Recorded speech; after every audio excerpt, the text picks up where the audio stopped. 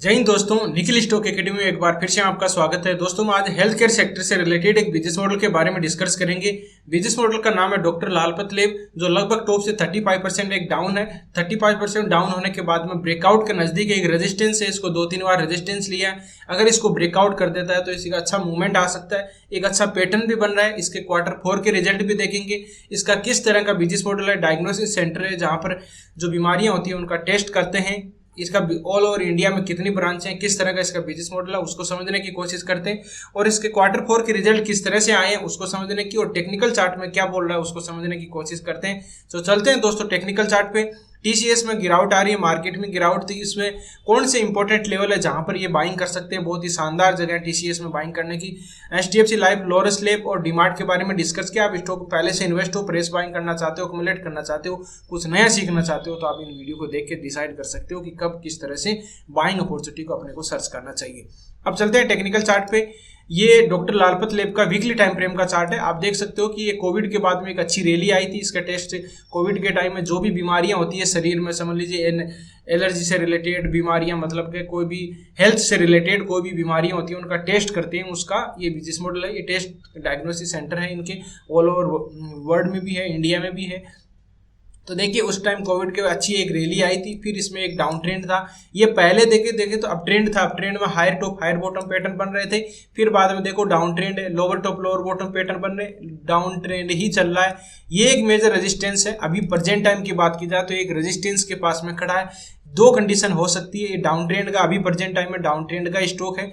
अगर इसको ब्रेकआउट करता है तो ये अप ट्रेंड में चेंज हो जाएगा। किस तरह से ब्रेकआउट करना चाहिए वो भी समझने की कोशिश करते हैं। देखिए डाउन ट्रेंड का स्टॉक होता है तो लोअर टॉप बॉटम, एक टॉप ले लेते हैं, एक बॉटम ले लेते हैं। नीचे वाला टॉप क्या होता है? लोअर टॉप होता है। ये लोअर टॉप होते हैं।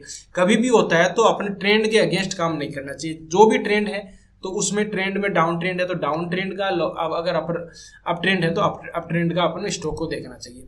देखिए प्रेजेंट टाइम में ये देख सकते हो कि अभी इस तरह से चल रहा है तो डाउन ट्रेंड ही चल रहा है। ये एक रेजिस्टेंस है इसका, ये रेजिस्टेंस पहले भी लिया है। मैं आपको लाइन थोड़ी ड्रॉ करके बता देता हूँ। ये एक इसका देखो, ये मान लीजिए, ठीक है, ये इसका एक रेजिस्टेंस है इस तरह का, ये ले, ठीक है। थोड़ा बहुत ऊपर नीचे हो सकता है, एक मान से चलो 2800 के लगभग है, 2850 के लगभग मान सकते हो, ठीक है। तो ये रेजिस्टेंस के पास में ब्रेकआउट करने के नजदीक है। अगर इसको दो कंडीशन बन सकती है, या तो यहाँ पर कोई सेलिंग टीआरसीपी दे और फिर वापस नीचे आएगा, ठीक है। अगर ये सेलिंग टीआरसीपी नहीं देगा, ब्रेकआउट होना होगा, तो ये ब्रेकआउट करेगा, पुलबैक पैटर्न आएगा। जहां रेजिस्टेंस मिला, ध्यान दीजिए, जहां पर रेजिस्टेंस मिला है वीकली टाइम फ्रेम में बाइंग टीआरसीपी देना चाहिए, तब जाके। और एक बार एक चीज और देखनी है, मान लीजिए यहाँ से ब्रेकआउट हो गया, ब्रेकआउट हो गया तो अपन कुछ नहीं करेंगे, शांति से बैठे रहेंगे। वापस आएगा तो पुलबैक पैटर्न बोलते हैं इसको। और पुलबैक पैटर्न में जो रेजिस्टेंस था, यहाँ पर रेजिस्टेंस था, यहाँ रेजिस्टेंस लिया है, यहाँ रेजिस्टेंस लिए, वहां पर एग्जैक्ट मान सकते हो कोई बाइंग टीआरसीपी दे तो बाइंग अपॉर्चुनिटी बन सकती है। लेकिन ध्यान दीजिए वो इसको हाई को ब्रेक करना चाहिए, ठीक है। हाई को ब्रेक करने अगर यहाँ बन जाती है वीकली टाइम फ्रेम में तो बहुत ज्यादा पॉसिबिलिटी बन सकती है कि ऊपर की तरफ ये भी लेवल ब्रेकआउट कर देगा। फिर बाद में इसमें ऊपर की लेवल ये आपको 4000 के लगभग, और फिर बाद में 4200 के लगभग आपको टारगेट दिखाई देंगे। इसमें पैटर्न भी बन रहा है, वो भी देखेंगे। अब थोड़ा सा इसका बिजनेस मॉडल देख लेते हैं, किस तरह का इसका बिजनेस मॉडल है। यहाँ पर देखिए एक सपोर्ट था, ये यहाँ से रिवर्स हुआ है, तो एक देखो ये एक रेजिस्टेंस था, पहले लिया था।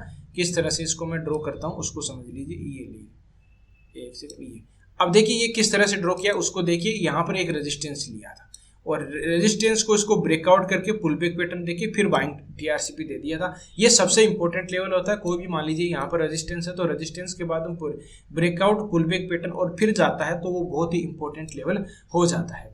तो इसी तरह से यहाँ पर भी इसको देखो, ब्रेकआउट, पुलबैक पैटर्न और बाइंग टीआरसीपी देके गया था।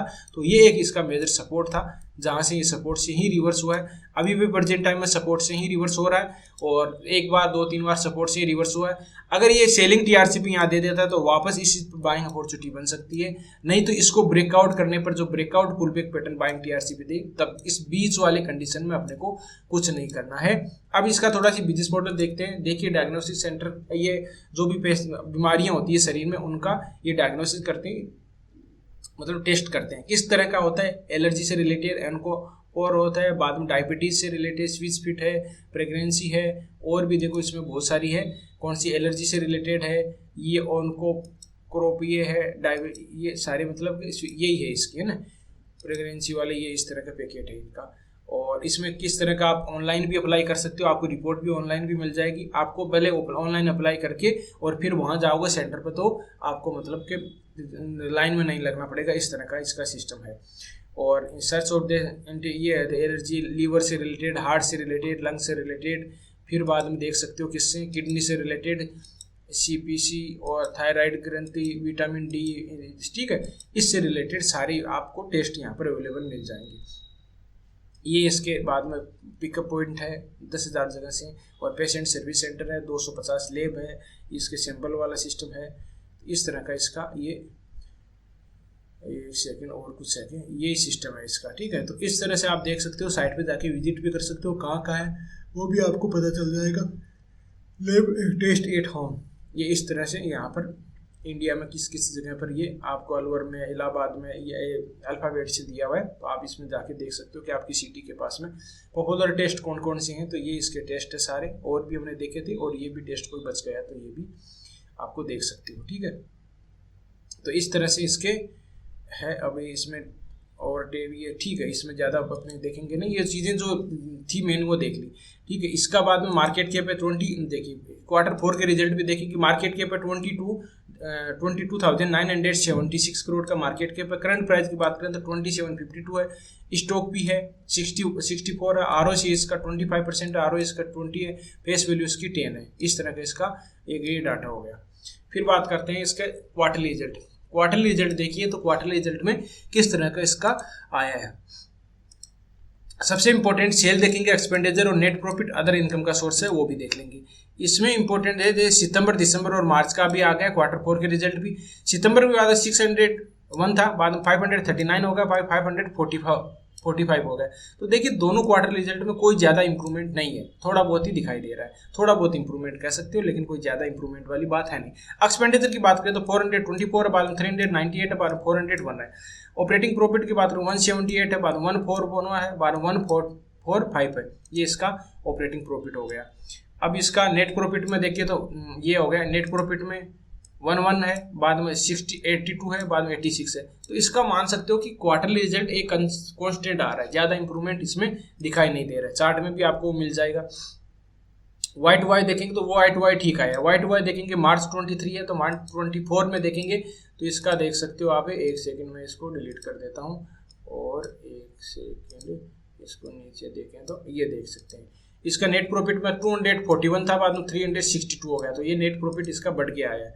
और बैलेंस शीट की बात करें तो 84 करोड़ इसका इक्विटी कैपिटल है, बाद में 1766 है, रिजर्व है, और बोरोइंग ये आ गया। फिर बाद में बात करते हैं शेयर होल्डिंग पैटर्न। प्रमोटर के पास में होल्डिंग कितनी है, 54% है। एफआईज की होल्डिंग 26% है, सॉरी डीआईज की होल्डिंग 9% है, और इसमें कितना है, पब्लिक की होल्डिंग 9% है। पब्लिक की होल्डिंग 9% है, ये दोनों बराबर है। नंबर ऑफ शेयर होल्डर है 1,46,000 लोगों ने इसमें इन्वेस्ट कर रखा है, ठीक है। तो ये इसका अगर इसका बिजनेस मॉडल फंडामेंटल की बात की जाए तो बिजनेस मॉडल ठीक है, एक मोनोपोली बिजनेस मॉडल टाइप की है। और फिर बाद में इसमें फंडामेंटल देखें तो फंडामेंटल में क्या है कि क्वार्टरली रिजल्ट एक कोई ज़्यादा इंप्रूवमेंट नहीं दिखाई दे रहा। अगर क्वार्टरली रिजल्ट इसके जो Q1 से रिजल्ट आएंगे, अगर दो कंडीशन बन सकती है, या तो इसको ऊपर की तरफ हमने जो लेवल दिया इसको क्वार्टर रिजल्ट ठीक और इंप्रूवमेंट दिखाई देगा, मार्केट को लगेगा कि हाँ अच्छे क्वार्टर रिजल्ट आ सकते हैं, तो ये इसको ब्रेकआउट कर सकता है। ब्रेकआउट के बाद में पुल बैक पैटर्न आके बाइंग टीआरसी पे दे देगा। मार्केट में देख सकते हो कि कल भी इसमें गिरावट आई थी, अच्छी खासी गिरावट, लेकिन इनमें स्टॉक में कोई भी ज़्यादा गिरावट नहीं थी, वापस रिकवर हो गया था। ये देखो न्यूज़ की वजह से था, सबको पता था, लेकिन कोई ज़्यादा गिरावट नहीं आई। इतनी गिरावट होने के बाद मतलब 2 दिन से गिरावट, कल ज़्यादा गिरावट आई थी इंडेक्स में देखोगे तो मतलब बैंक निफ्टी में 4000 पॉइंट के लगभग था। तो इसमें कोई ऐसे स्टॉकों में ज़्यादा, स्टॉक का अलग अलग तरह का अलग अलग बिजनेस होता है, तो स्टॉक अलग तरह से चलते हैं और इंडेक्स अलग तरह से चलता है। आप देख सकते हो कि ये सितंबर 21 से टॉप लगाया, फिर एक डाउन ट्रेंड में और इंडेक्स ने टॉप लगा दिया। तो स्टॉक का अलग अलग बिहेवियर रहता है। सबसे इंपॉर्टेंट वही चीज़ है कि इसको ब्रेकआउट करने पे ब्रेकआउट करेगा, पुल बैक पैटर्न आके बाइंग टीआरसी पे देगा, तो हम इसमें इस लेवल पे बाइंग अपॉर्चुनिटी बन सकती है। एक राउंडेड बॉटम पैटर्न बन रहा है। पैटर्न की बात करें तो देखो ये एक राउंडेड बॉटम पैटर्न बन रहा है, ठीक है। राउंडेड बॉटम पैटर्न बनता है, इसको यहीं एंट्री की जाती है और फिर बाद में ये टारगेट रहेगा इसका टॉप 50 के लगभग इसका टारगेट रह सकता है।